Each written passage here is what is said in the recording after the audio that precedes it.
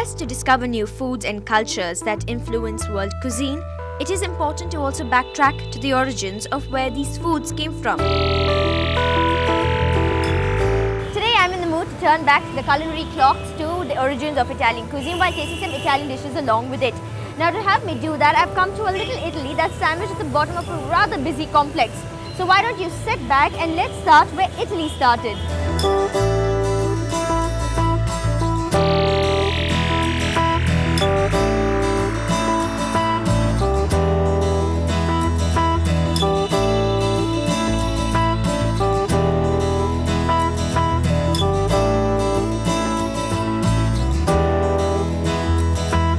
The light aromatic whiff of Italian baked bread grabbed my attention as I stepped inside this 140-seating basement restaurant. The wooden decor and almost self-illuminating bright paint sort of makes you disoriented at first, but as distinct as the colors is the history of Italian cuisine itself.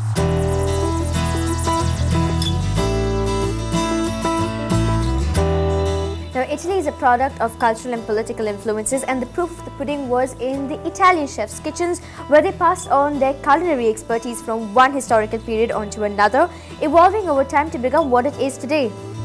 The earliest Italian influences stemmed from the Romans and Greek. Romans employed Greek bakers to produce breads. The Sicilians were renowned cheesemakers, and so cheese was of Sicilian origin.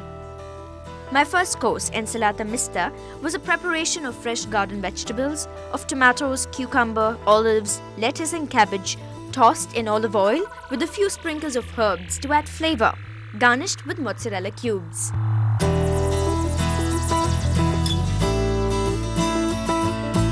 During the antiquity period is when it was referred to. A lot of the Italian cuisine didn't have too many vegetables because the ingredients still hadn't come into the country.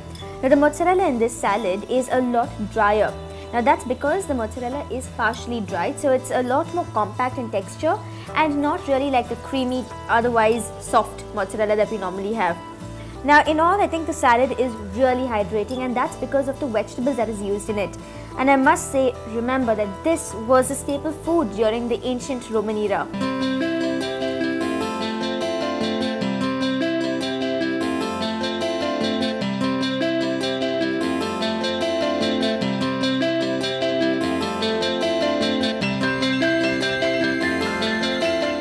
Remember, Italy came about from political and cultural influence.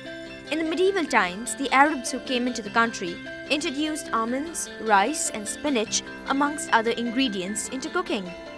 It was in the 19th century that risotto took prominence at the nobles' tables. The risotto al funghi porcini is made from arborea rice and mushrooms cooked with loads of Parmesan cheese.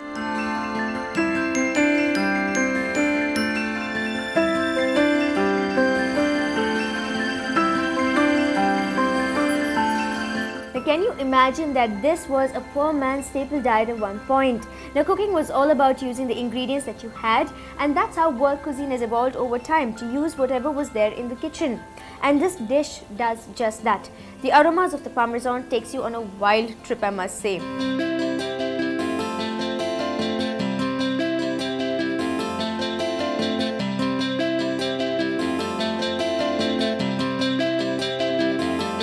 What I also like about this dish is the fact that the risotto is cooked to perfection. Now the slightly wet, creamy texture says that the risotto is well done.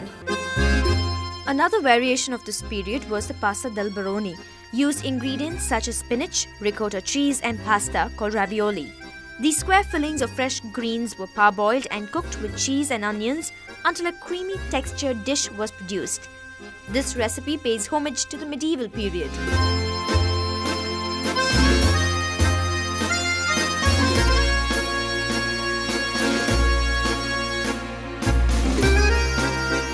By now, Italy had already grown in terms of cuisine and popularity amongst the rich and famous. Cookbooks were written and people were taking to this cuisine almost instantaneously, bringing us to pizzas. I don't think anyone can say Italian without first saying pizza. Now that is the popularity of this recipe. In 1570, Bartolomeo Scappi wrote 5 volumes of his cookery book called Opera. It was in his last volume that the mention of the Neapolitan pizza first came about. By this time, the pizzas were a raging hit with everyone. The Tre pepperoni pizza is a flat circular disc topped with peppers, tomato, olives and mozzarella cheese. The bubbling thin crust pizza oozes flavors to be tasted, to be believed.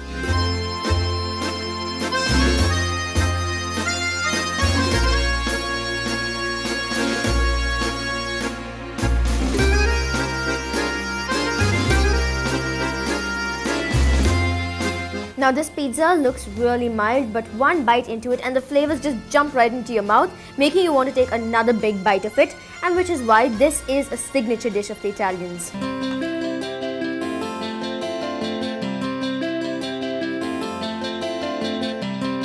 Today, Italian food is ranked as elite, classy, varied and filled with surprises.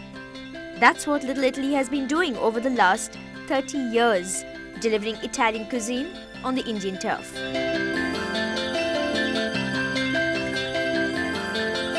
Successfully bringing Italian cuisine to the discerning Indian. Now, Italian dishes and Italian food is a lot more interesting when you know the history.